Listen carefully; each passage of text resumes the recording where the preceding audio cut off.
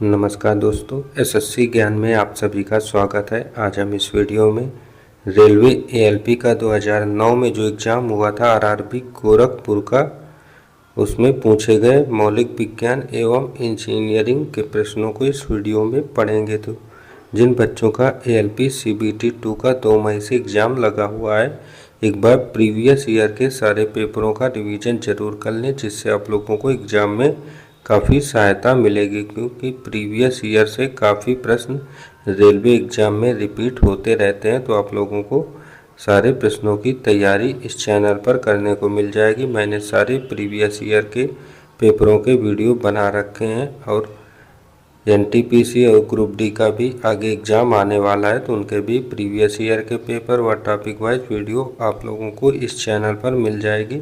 तो चैनल से जुड़े रहें। वीडियो पसंद आए तो वीडियो को लाइक, शेयर व चैनल को सब्सक्राइब जरूर करें।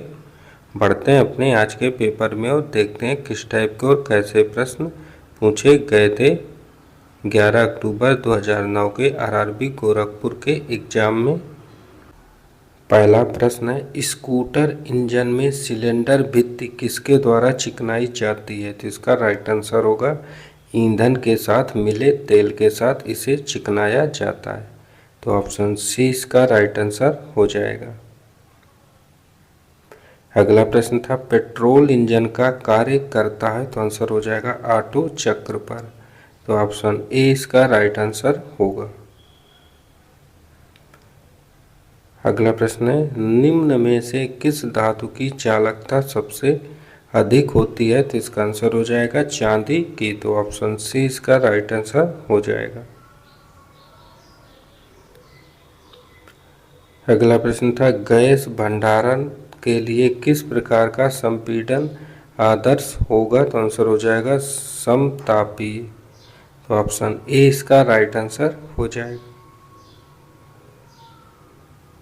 अगला प्रश्न था, तापमान में वृद्धि होने से वायु की तापीय चालकता क्या होती है? तो आंसर हो जाएगा घटती है। तो ऑप्शन बी इसका राइट आंसर हो जाएगा।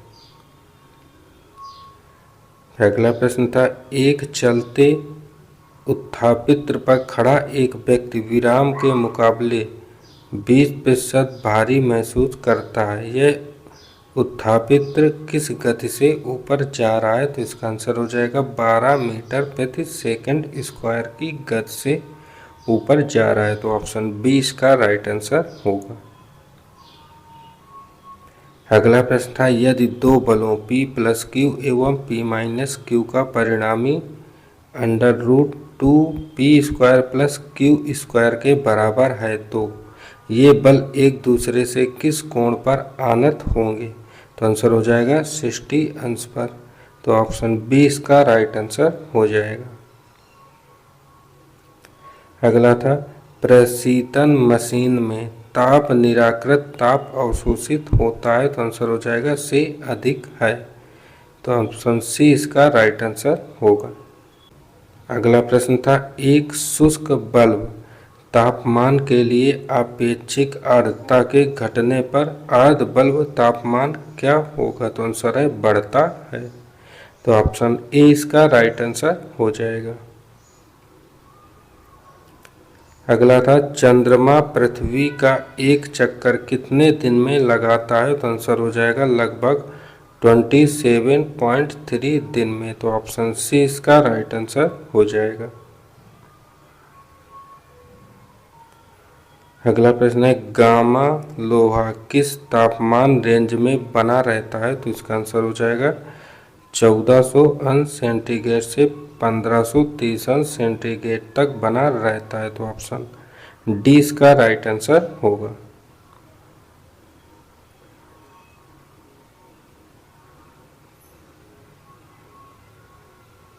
अगला प्रश्न था, नाइट्राइडीकरण प्रक्रिया होती है, तो आंसर हो जाएगा पृष्ठ दृढ़ीकरण के लिए। तो ऑप्शन सी इसका राइट आंसर हो जाएगा।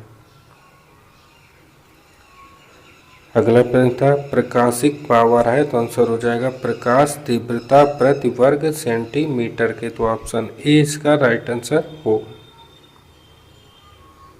अगला प्रश्न था भारतीय अंतरिक्ष अनुसंधान संगठन का मुख्यालय कहाँ पर है? तो आंसर हो जाएगा बंगलौर में। तो ऑप्शन सी इसका राइट आंसर हो जाएगा। अगला प्रश्न था UHF बैंड दर्शाया जाता है, तो इसका आंसर हो जाएगा 300 MHz से 300 GHz द्वारा दर्शाया जाता है। तो ऑप्शन सी इसका राइट आंसर हो जाएगा। अगला था रडार एंटीना समानता होते हैं, तो आंसर हो जाएगा परवलय डिश के रूप में। तो ऑप्शन सी इसका राइट आंसर होगा। अगला प्रश्न पूछा गया था खगोलविदों द्वारा सूर्य की आयु लगभग कितनी आंकी गई है? तो आंसर हो जाएगा 10⁻10 वर्ष। तो ऑप्शन डी इसका राइट आंसर हो जाएगा। अगला प्रश्न था निम्नांकित में से किस धातु में थॉम्सन प्रभाव मौजूद नहीं रहता है? तो आंसर हो जाएगा सीसा में। तो ऑप्शन सी इसका राइट आंसर हो जाएगा। अगला था भारत में टीवी प्रणाली में क्या है? तो आंसर हो जाएगा चित्र एवं आवाज दोनों FM हैं। तो ऑप्शन डी इसका राइट आंसर होगा। अगला था किसके निर्माण में गुंबद का उपयोग किया जाता है? तो इसका आंसर हो जाएगा कच्चा लोहा में।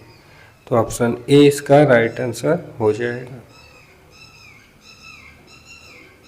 अगला प्रश्न पूछा गया था पृथ्वी के अंदर जाने के लिए संभावित कैप्सूल के निर्माण में अभी तक के ज्ञात पदार्थों में सबसे उपयुक्त पदार्थ कौन सा होगा? तो आंसर हो जाएगा प्लेटिनम। तो ऑप्शन ए इसका राइट आंसर हो जाएगा। अगला था जो तीव्रता का मात्रक होता है, तो आंसर हो जाएगा कैंडेला। तो ऑप्शन डी इसका राइट आंसर हो जाएगा। अगला प्रश्न दूध निम्न में से किसका उदाहरण होता है? तो आंसर हो जाएगा इमल्सन क्रिया का। तो ऑप्शन सी इसका राइट आंसर होगा। अगला प्रश्न था निम्न में से कौन सा नियम बल की प्रकृति बताता है? तो आंसर हो जाएगा न्यूटन का दूसरा नियम। तो ऑप्शन बी इसका राइट आंसर हो जाएगा। अगला प्रश्न था कोल गैस मिश्रण होता है, तो आंसर हो जाएगा H2CH4 तथा CO का। तो ऑप्शन ए इसका राइट आंसर हो जाएगा। अगला था रक्त उदाहरण है, तो आंसर होगा संयोजी ऊतक का। तो ऑप्शन बी इसका राइट आंसर होगा। और अगला प्रश्न निम्न में से किस पदार्थ में ध्वनि का वेग महत्तम होता है? तो आंसर हो जाएगा ग्रेनाइट में। तो ऑप्शन डी इसका राइट आंसर हो जाएगा। अगला प्रश्न था सरल लोलक के आवर्तकाल के संबंध में निम्न में से कौन सा कथन सत्य नहीं है? तो इसमें आंसर हो जाएगा यह द्रव्यमान के व्युत्क्रमानुपाती होता है, यह कथन सत्य नहीं है। तो ऑप्शन बी इसका राइट आंसर हो जाएगा। अगला प्रश्न था आयरन के प्रमुख अयस्क हेमाटाइट का संरचना सूत्र क्या होता है? तो आंसर हो जाएगा Fe2O3। तो ऑप्शन बी इसका राइट आंसर होगा। अगला था संस्पर्श विक्रम द्वारा निम्न में से किसका उत्पादन किया जाता है? तो आंसर होगा सल्फ्यूरिक अम्ल का। तो ऑप्शन बी इसका राइट आंसर हो जाएगा।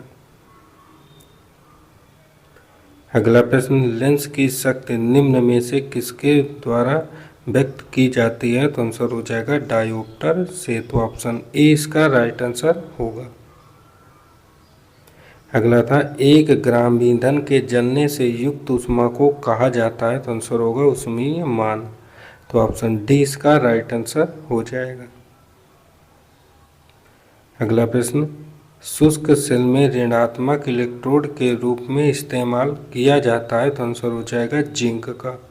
तो ऑप्शन बी इसका राइट आंसर हो जाएगा।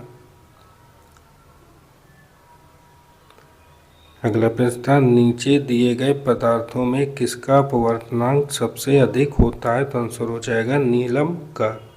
तो ऑप्शन ए इसका राइट आंसर हो जाएगा।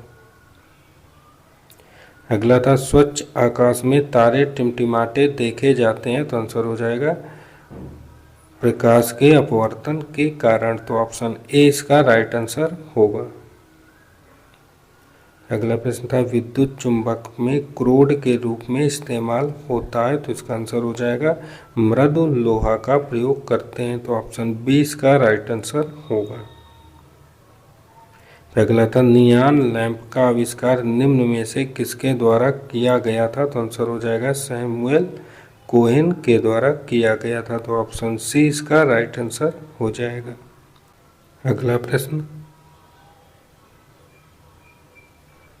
आवर्त सारणी का अंतिम स्थायी नाभिक वाला तत्व निम्न में से कौन है। तो आंसर हो जाएगा बिस्मथ। तो ऑप्शन सी इसका राइट आंसर हो जाएगा।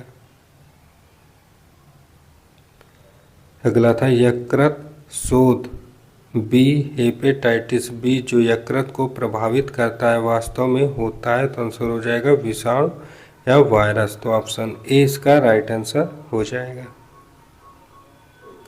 अगला था मानव शरीर में निम्न में से किस अंग की हड्डी सबसे लंबी होती है। तो आंसर हो जाएगा उरु या जांघ की। तो ऑप्शन बी इसका राइट आंसर हो जाएगा। तो ये थे आज के पेपर में पूछे गए साइंस इंजीनियरिंग के सभी प्रश्न। अगर वीडियो पसंद आया हो तो वीडियो को लाइक शेयर व चैनल को सब्सक्राइब जरूर करें। मिलते हैं अपने अगले वीडियो में, तब तक के लिए नमस्कार, जय हिंद।